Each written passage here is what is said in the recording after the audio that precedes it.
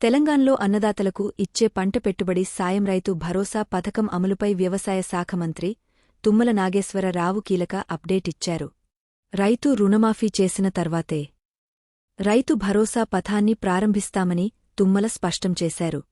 సాగుచేసే రైతులకే పంట సాయం అందాలన్నది సీఎం రేవంత్ రెడ్డి కోరిక అని చెప్పుకొచ్చారు. 10 నుంచి 15 రోజుల్లో రైతుల అభిప్రాయాలు తీసుకుని ప్రభుత్వానికి సబ్ కమిటీ నివేదిక ఇస్తామని తుమ్మల తెలిపారు. తెలంగాణ రైతులు ఎప్పుడెప్పుడా అని ఎదురుచూస్తున్న రైతు భరోసా పథకంపై రేవంత్ రెడ్డి సర్కార్ కీలక అప్డేట్ ఇచ్చింది. ఈ మేరకు వ్యవసాయ శాఖ మంత్రి తుమ్మల నాగేశ్వరరావు ఫుల్ క్లారిటీ ఇచ్చారు.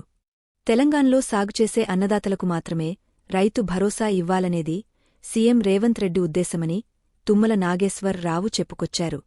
అయితే రైతు భరోసా పథకాన్ని పంట రుణమాఫీ తర్వాతే ప్రారంభిస్తామని మంత్రి స్పష్టం చేశారు. ఖమ్మంలోని వేంసూరులో మీడియాతో మాట్లాడిన తుమ్మల ఈ మేరకు కీలక వ్యాఖ్యలు చేశారు. రైతు భరోసాకు సంబంధించి రైతులు, కౌలు రైతులు ముందే మాట్లాడుకోవాలని తుమ్మల నాగేశ్వరరావు సూచించారు. కౌలు తీసుకునే ముందు చర్చించుకోవాలన్నారు. సాగుచేసే రైతులకే రైతు భరోసా ఇవ్వాలనేది రేవంత్ రెడ్డి కోరిక అని తెలిపారు. గత 5 ఏళ్లలో సాగుచేయని భూములకు కూడా రైతు భరోసా వచ్చిందని, దానివల్ల 25,000 కోట్లు దుర్వినియోగం అయ్యాయని పేర్కొన్నారు. 10-15 రోజుల్లో రైతుల అభిప్రాయాలను తీసుకుని సబ్ కమిటీ ముఖ్యమంత్రికి నివేదిక అందిస్తుందని తుమ్మల తెలిపారు. రుణమాఫీ పూర్తయిన తరువాతే రైతు భరోసా ప్రారంభిస్తామని తుమ్మల నాగేశ్వరరావు చెప్పుకొచ్చారు. రైతులందరికీ ప్రభుత్వమే ప్రీమియం కట్టేలా సీఎం రేవంత్ రెడ్డితో మాట్లాడామన్నారు. రైతు బీమా కూడా కొనసాగించాలని చెప్పినట్టు పేర్కొన్నారు. రైతులందరూ మంచి వ్యవసాయం చేయాలని సూచించారు. భవిష్యత్లో పామాయిల్ను ఎగుమతి చేసే స్థాయికి వెళ్లాలని తెలిపారు. పామాయిల్కు 17 రూపాయలు వేలు మద్దతు ధర ఇవ్వాలని కేంద్రంతో కూడా మాట్లాడినట్టు పేర్కొన్నారు. పామాయిల్ రైతు నిలబడి వ్యవసాయం చేసేలా భరోసా కల్పిస్తామని మంత్రి తెలిపారు. మరోవైపు సహకార స్ఫూర్తితో వచ్చిన సహకార సంఘాలు రైతులకు ఉపయోగపడటం లేదనే భావన ఉందని తుమ్మల చెప్పుకొచ్చారు. సహకార బ్యాంక్లో రుణాలు తీసుకున్న వారికి మాత్రమే సభ్యత్వముండాలన్నారు. ఓట్ల కోసం సభ్యత్వం ఇవ్వకూడదన్నారు. రైతులందరికీ రుణాలు ఇవ్వాలన్నారు. రైతులకు కావలసిన అన్నింటినీ రివైజ్ చేసి వడ్డీ లేని రుణాలు వచ్చేలా ప్రభుత్వం ప్రయత్నం చేస్తోందని చెప్పుకొచ్చారు.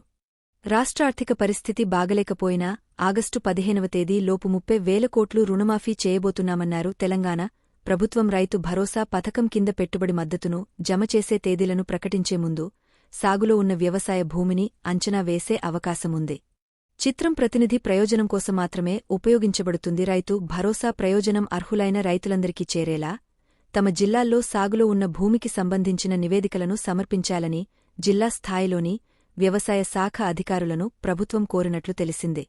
గత భారత రాష్ట్ర సమితి బీఆర్ఎస్ ప్రభుత్వం రైతు బంధు కింద హామీ ఇచ్చిన మొత్తాలను పోడు భూములు, బహిరంగ భూములు మరియు రియల్ ఎస్టేట్ వెంచర్లుగా మార్చిన భూములకు సంతృప్త ప్రాతిపదికన పథకం అమలు పేరుతో జమ చేసిందనే ఆరోపణలను అనుసరించి ఈ పరిణామం జరిగింది. గత ప్రభుత్వం వ్యవసాయ శాఖ మంత్రి తుమ్మల నాగేశ్వరరావు మాట్లాడుతూ పెట్టుబడి మద్దతు పథకాన్ని దుర్వినియోగం చేసి అనర్హుల ఖాతాల్లోకి భారీ మొత్తంలో జమ చేసిందన్నారు.